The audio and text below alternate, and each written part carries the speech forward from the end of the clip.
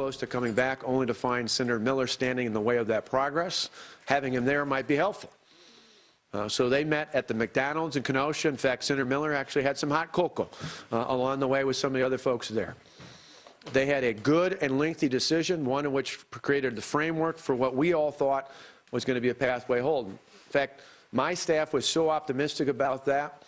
They literally called me at about midnight, woke me up on Wednesday night to talk through exactly what had been discussed at that meeting and to tell me they were optimistic that we were on our way towards coming home Thursday or Friday from those state senators. So we had progress. We thought we had the framework of a pathway home for those 14 Senate Democrats.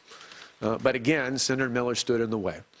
And Senator Fitzgerald, I know, has got some comments on that as well, but it really leads you to the question of who's in charge. When you literally have a meeting where reasonable senators feel like they've got an agreement with our administration, one in which we've kept both the Senate and the Assembly Republican leadership in the loop on in terms of what we were doing and the progress we were making, just as Senator Fitzgerald had earlier in the week, kept the three of us informed as to what was going on.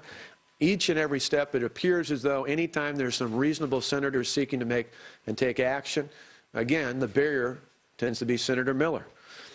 Even as late as this weekend, yesterday, I authorized 2 members of my administration to travel to South Beloit to go across the state line to do exactly what Senator Miller is asking for in this letter to be done in the future. We did yesterday.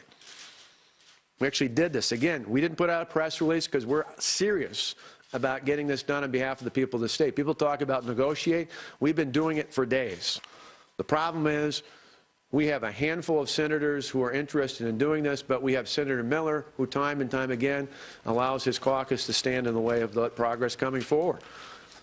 And now I think the public has finally seen in the past 24 hours firsthand the frustration that we have felt for days, in the sense that they were misled by the statements that Senator Miller made last night to a national media outlet when he said that the Senate was going to come back, and now today is reversing course on that.